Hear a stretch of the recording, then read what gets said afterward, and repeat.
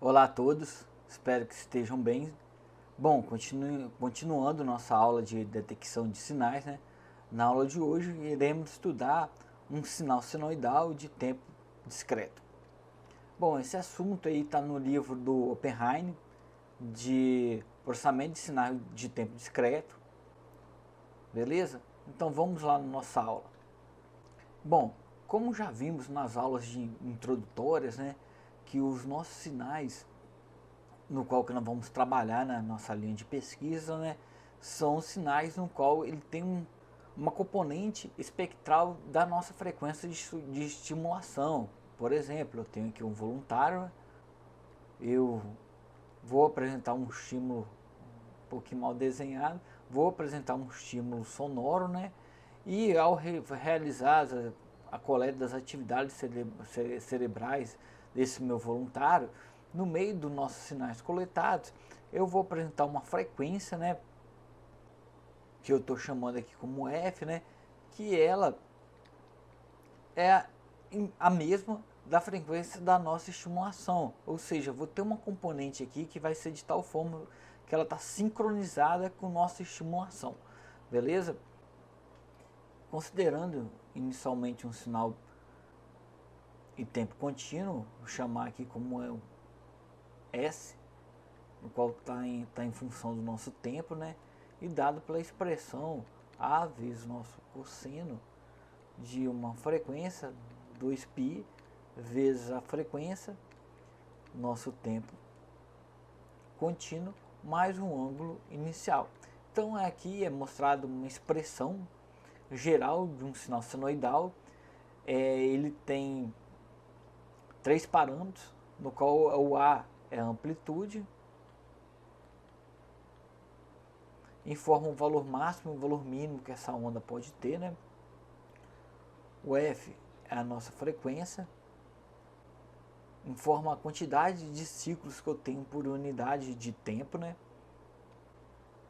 Por exemplo, um sinal com que nós mencionamos que tem uma frequência igual a 5, quer dizer que ele dá 5 voltas, né? Essa senoide tem 5 voltas em uma unidade de tempo, que no caso seria um segundo, né? O θ0 aqui que eu estou chamando é nossa fase inicial. Qual a fase do nosso sinal para um tempo igual a zero, né? Bom, considerando inicialmente nosso sinal de tempo contínuo, esse sinal pode ser representado num gráfico em função do tempo, vou chamar aqui como tempo contínuo, desenhar a senoide aqui nossa, né?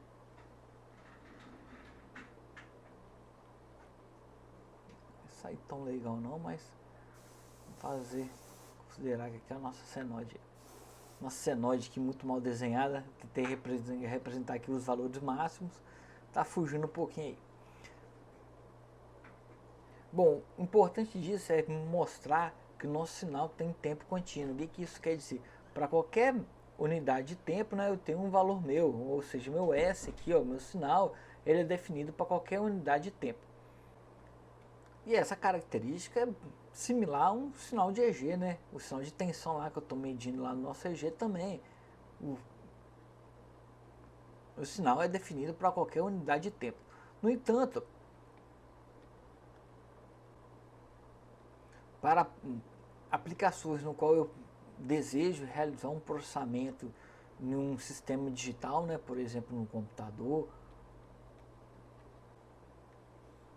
é necessário eu pegar esse sinal nosso aqui, né, com essa característica de um tempo contínuo, digitalizar ela, para que ela possa ser enquadrada no formato que o computador possa utilizar esse formato, né?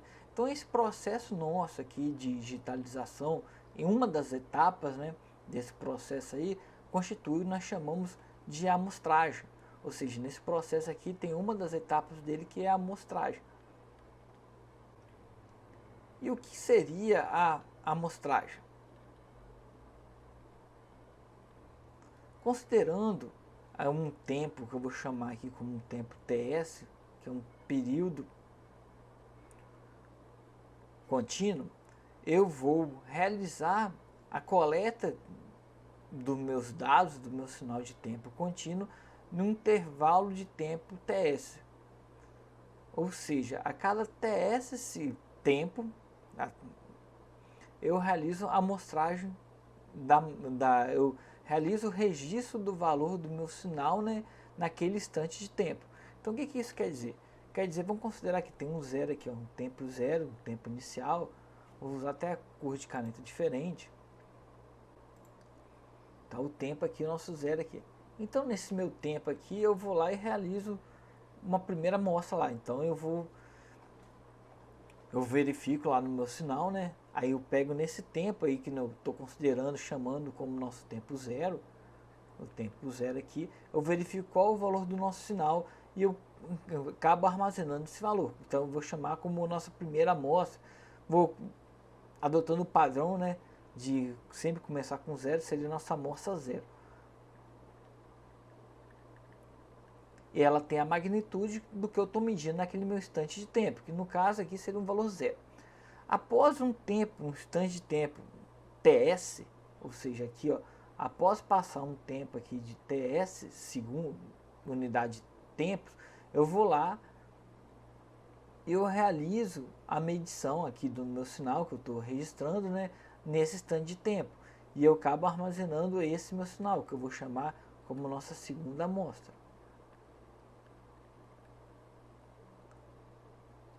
Para padronizar aqui, eu acabei colocando 1, que eu comecei do zero, né? Então, quando eu passo, percorre outro instante de tempo igual a TS, né? Sempre mantendo TS, nesse outro instante de tempo eu vou lá e realizo novamente a leitura do nosso sinal de tensão e eu armazeno isso, né? O valor da amplitude naquele instante meu de tempo, que seria a nossa segunda amostra aqui. E esse processo se repete. Quando passa um instante de tempo TS, eu vou lá e realizo a outra amostra aí.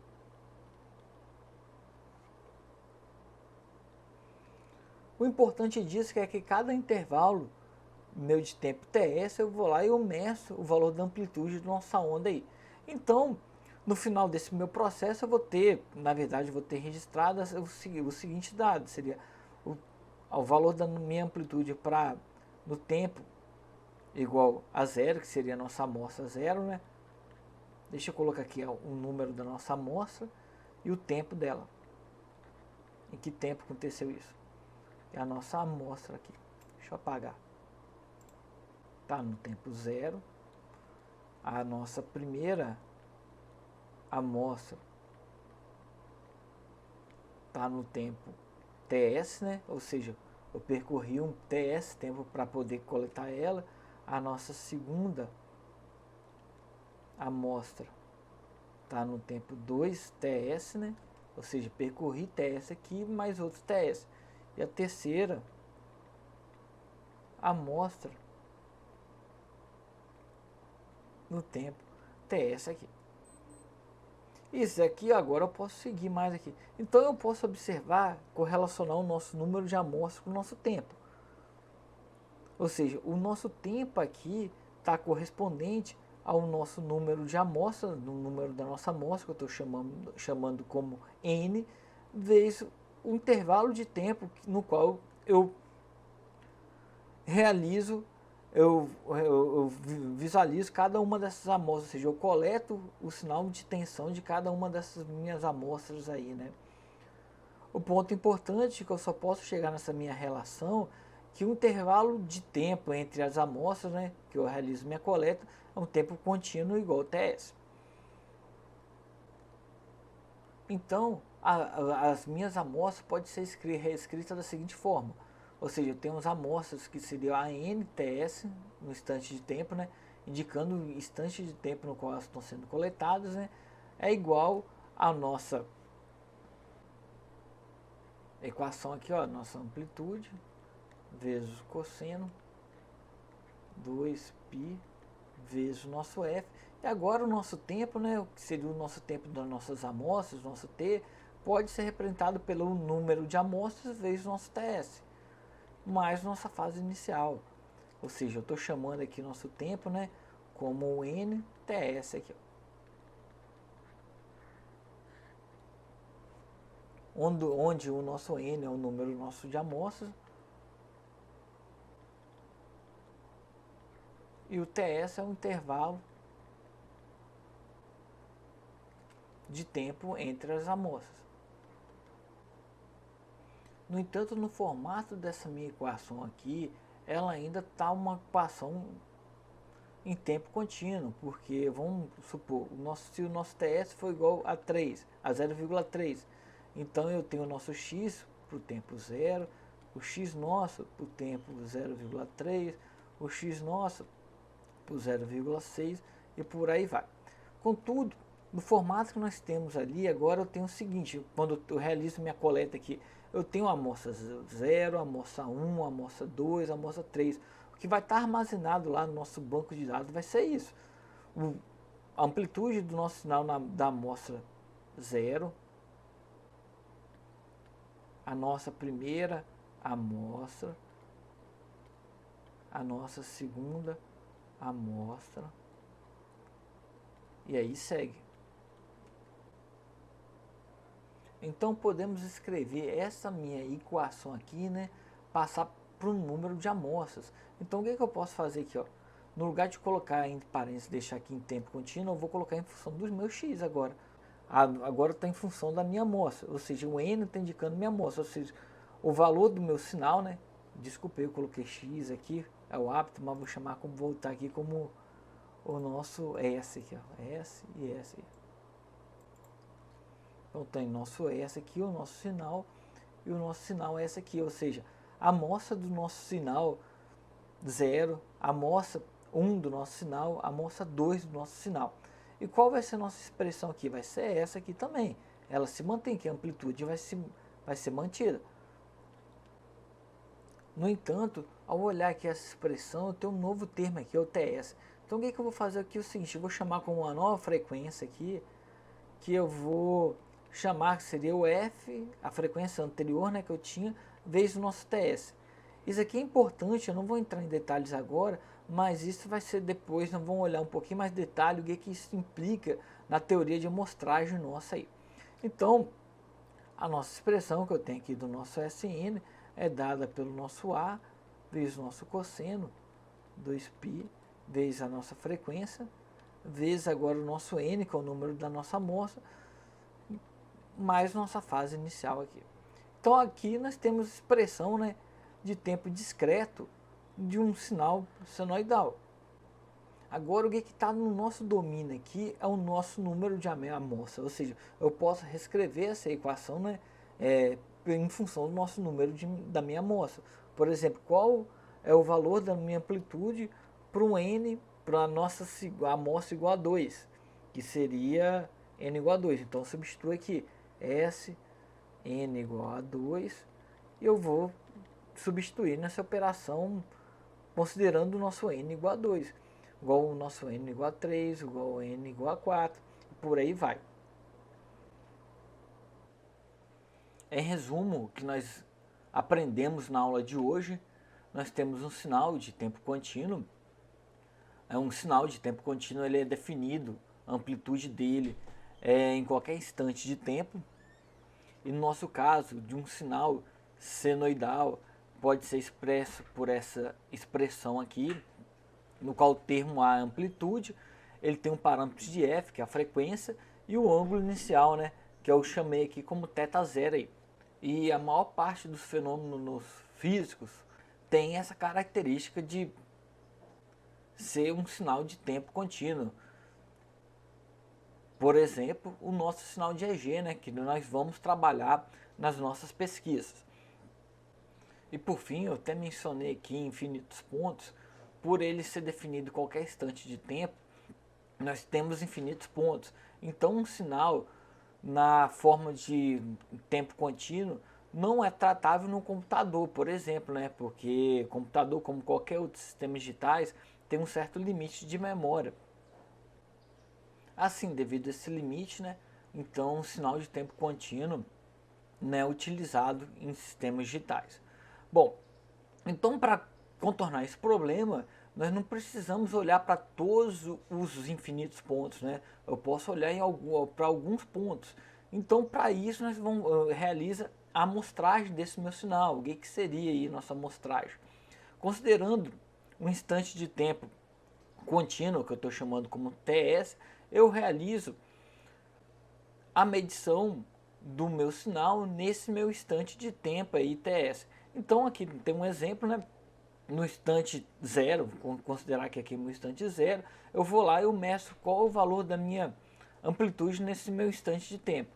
Após o instante de tempo TS, eu vou lá e realizo novamente a medição, como esse segundo ponto. Aí tem meu terceiro ponto. Quando eu passo o intervalo de tempo TS, eu realizo novamente outra medição. Então, agora no lugar de ter esses meus infinitos pontos do meu sinal, eu vou ter esses meus pontos aqui no qual foram medidos em intervalo de tempo contínuo igual a TS.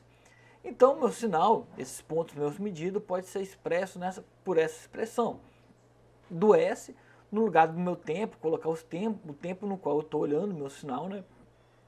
Que seria N vezes TS, e o nosso tempo aqui, N vezes o nosso TS, que é o intervalo entre nossas amostras aqui. E, é claro, por um tempo diferente, né? Por um tempo diferente de NTS, o nosso sinal vai ser igual a zero.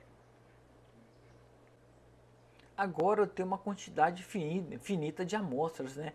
Então, essa quantidade minha finita de amostras, eu posso armazenar isso num sistema digital, por exemplo, aqui numa memória, onde a primeira amostra aqui, que eu estou chamando como amostra zero, né, considerando que eu estou inicializando com zero, seria o valor da minha amplitude no instante de tempo zero. A minha primeira amostra 1 aqui seria o valor da minha amplitude do meu sinal no instante de tempo TS.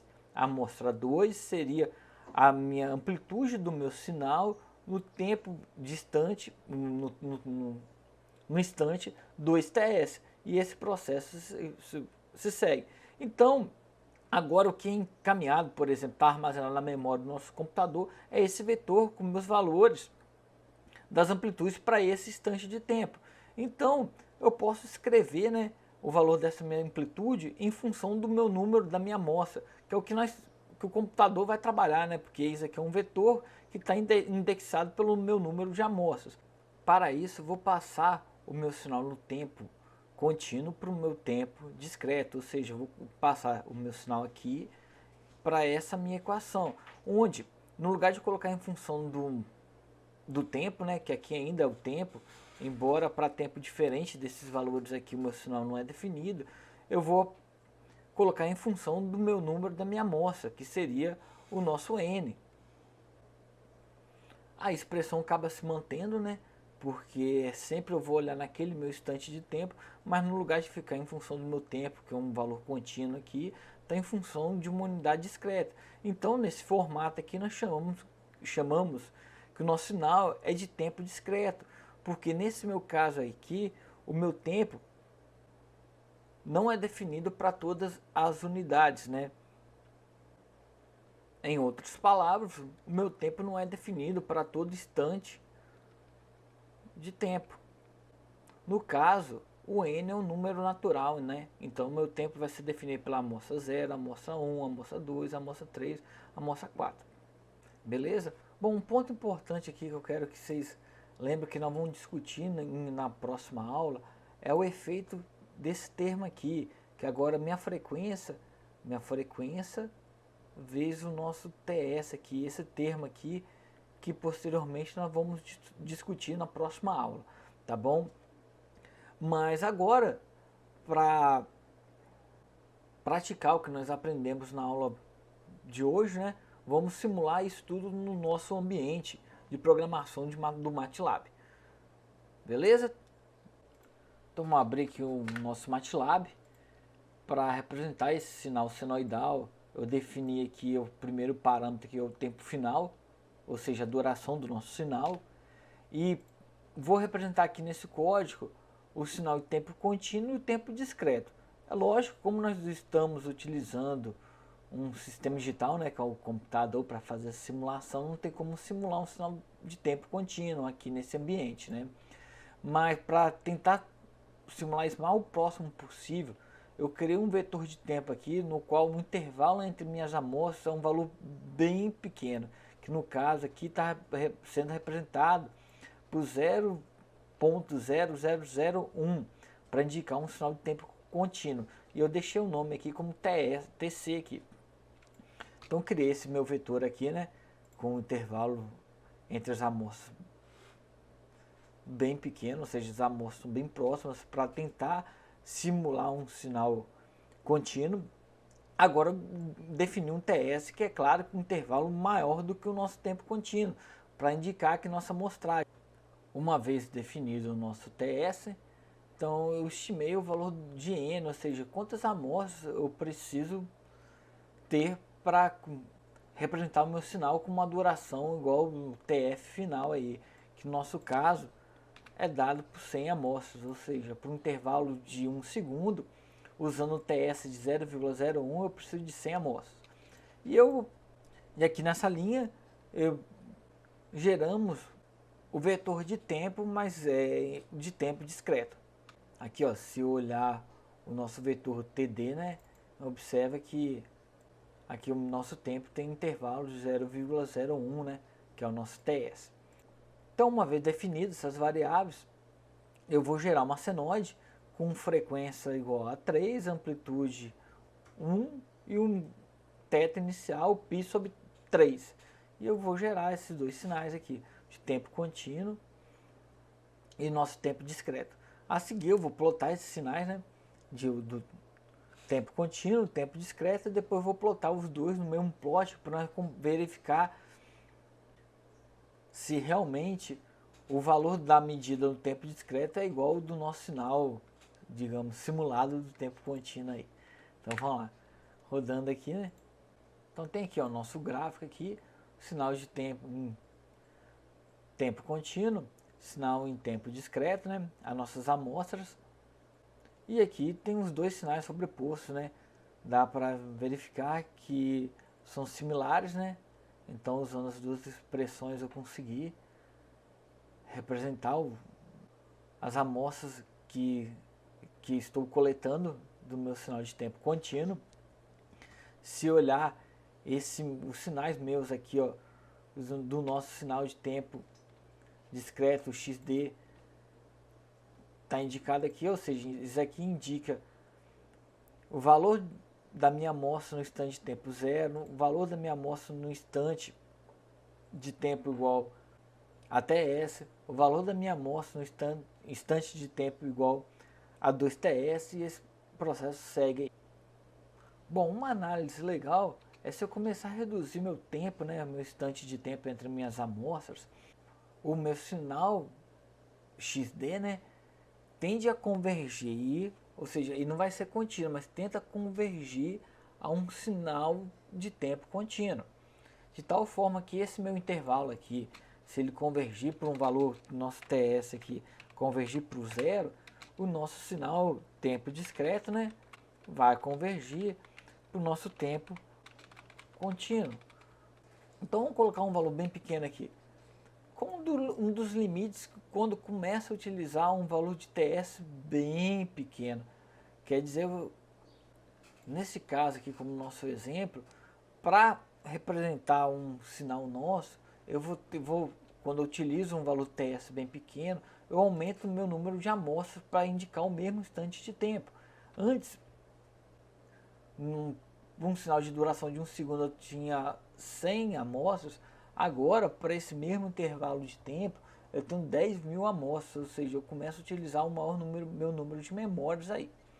Agora, se eu aumentar o valor do nosso TS, o intervalo das minhas amostras, por exemplo, vou colocar aqui 0,5, vou ter menos amostras no intervalo de tempo, beleza? Então, no caso, se eu usar 0,5, eu vou ter só 2 amostras no intervalo de tempo de 1 segundo. Então, agora fica grande a questão, qual é o mínimo valor de TS que eu tenho que utilizar de tal forma que eu não perco a qualidade do meu sinal discreto que eu estou mostrando em relação ao sinal contínuo. Em outras palavras, qual vai ser o valor mínimo do nosso TS para o nosso sinal XD representar a frequência de tempo contínuo, que no caso aqui seria o nosso sinal XC. Esse será o assunto para a nossa próxima aula, no qual nós vamos estudar a frequência de amostragem e o teorema de Nyquist. Beleza, turma? Até a próxima aí.